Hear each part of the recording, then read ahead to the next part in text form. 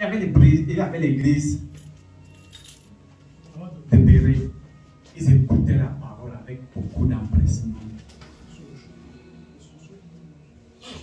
Et ils rentraient l'examiner afin d'agir selon l'exactitude de la parole.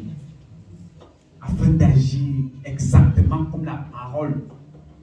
Ils examinaient et ils agissaient. Il y a des gens qui ont l'art d'examiner la parole pour leur tiroir. Ils disent que ce ne sera pas mon partage. Vide. 3 mesures de fleurs, de farine, pétrie, et fait des gâteaux. Et Abraham courut. Vous voyez un père comme ça qui court. Si tu restes assis, ça va te dépasser. Hein? Et Abraham courut à son troupeau. Il n'a pas 15 ans. Prit un veau tendre et bon. Donc, il a couru, il n'a pas pris n'importe lequel des veaux. Il dit que bon, celui-ci-là, ce n'est pas celui qui va encore vivre. Donc, si on le liquide là, ce sera. Non, il a pris un veau tendre et bon. Pas n'importe lequel. Tendre et bon. Et le donna à un serviteur qui se hâta de la prêter. Donc, si tu as compris la parole, si tu as saisi la parole, qu'est-ce qui t'empêche de la mettre en pratique? Si tu as compris, si tu as saisi, qu'est-ce qui t'empêche de la mettre en pratique? On a notre père ici, là, Abraham. Il dit vite. Et après, il court. Et le serviteur se hâta. Non? Je ne sais pas si c'était le plus jeune serviteur, le plus âgé, ou c'était le plus âgé, certainement le plus expérimenté. Il se hâta. Et prit encore de la crème et du lait. Avec le veau qu'on avait apprêté. Ça allait vite. Et il les mit devant eux. Il se tint lui-même à leur côté sous l'arbre. Et ils mangèrent. Amen. Certainement, ces hommes-là avaient une allure jeune, fort. Donc, eux, ils sont assis en train de manger. Et le grand-père là est là debout, à leur côté. Il n'est pas, parce qu'il était dans son repos. Hein. Le père se reposait à midi. Subitement, il y a 3 hommes, ils changent tout. Il court, il apprête ci, il apprête ça, il donne des consignes, vite. Et ce n'est pas tout. Il vient, il se place à côté. Eux, ils mangent, ils regardent. On ne dit pas s'il avait à manger midi. S'il y avait eu des restes ou pas. Parce que d'autres donnent les restes à Dieu. Que lui-même il voit que c'est ce que j'ai. Est-ce que j'ai donné mon 100%? Le pasteur Vincent disait tantôt que nous devons être excellents. Nous devons être excellents dans ce que nous faisons. Nous devons être excellents dans nos travail, dans notre façon de travailler. Donner le meilleur de nous pour la gloire de Dieu. Pendant que ces gens-là mangeaient, je ne sais pas si ils ont mangé seulement 10 minutes, ou 15, ou 20, ou 30. Mais le père, là, le grand-père, là, il est resté debout à les regarder. Est-ce trop demandé?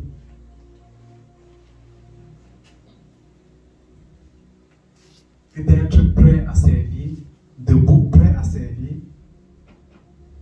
Souvent, quand il est placé, je ne sais pas si quand vous allez, souvent on a les restaurants façon, il y a un serviteur prêt à vos côtés. vont avoir besoin encore d'un verre d'eau. Peut-être qu'ils vont encore vouloir un verre de vin. Peut-être qu'ils vont encore vouloir quelque chose. Il est placé là près. Dès que tu lèves la main, il est là à côté. Que puis-je faire pour vous? Ça, c'est l'attitude que notre père Abraham avait. Il était là, prêt à servir. Ayant déjà servi, ayant couru, ayant mis tout son programme sans dessus-dessous. Il est là, prêt à servir. Ayant couru, il n'est pas fatigué. Il n'est pas fatigué pour l'œuvre de Dieu. Il n'est pas fatigué pour servir. À leur côté, sous l'arbre. Et ils mangèrent.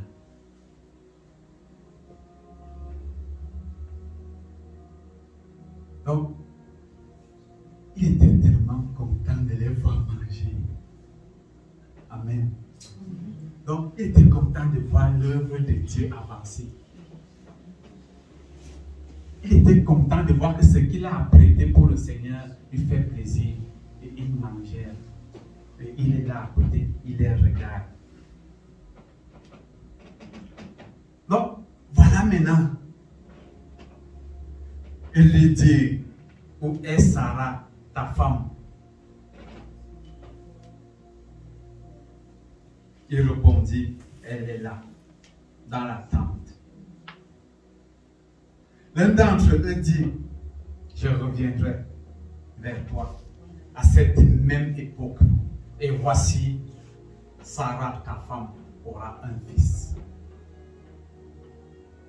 Sarah écoutait à l'entrée de la tente qui était derrière lui. Abraham et Sarah étaient vieux, avancés en âge, et Sarah ne pouvait plus espérer d'avoir des enfants. Elle rit en elle-même en disant, maintenant que je suis vieille, aurais-je encore des désirs? Mon Seigneur aussi est vieux. L'Éternel dit à Abraham, pourquoi donc Sarah a-t-elle ri en disant, est-ce que vraiment j'aurai un enfant, moi qui suis vieille?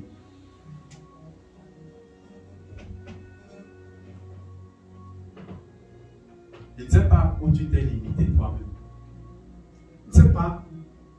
Peut-être qu'il y a des choses que tu as essayé dans ta vie, ça n'a jamais marché.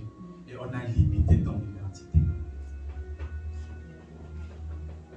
Ou toi-même, tu as fixé les limites que non, ça là, moi-même, je sais que je ne peux pas.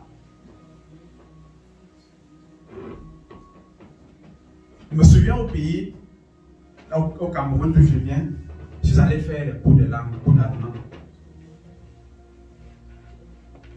Moi, je suis un scientifique, on m'a pas fait les cours d'allemand.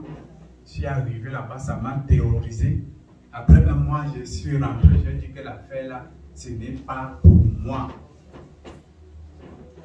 Donc, tu pars toi-même, tu mets ta limite toi-même, tu dis que non, jusqu'ici, les mêmes, je vois que ma part là, ça n'avance plus.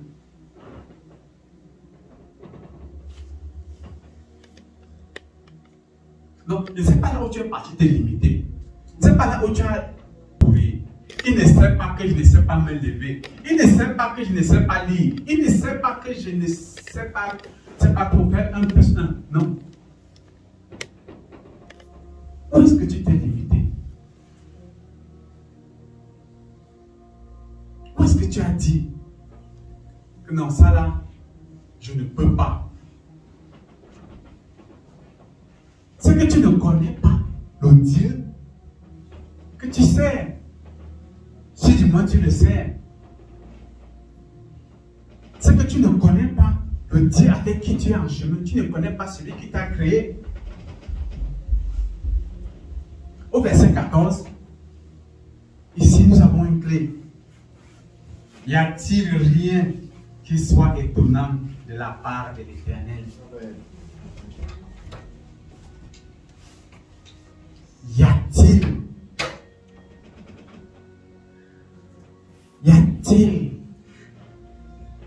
quelque chose d'étonnant de la part de l'Éternel?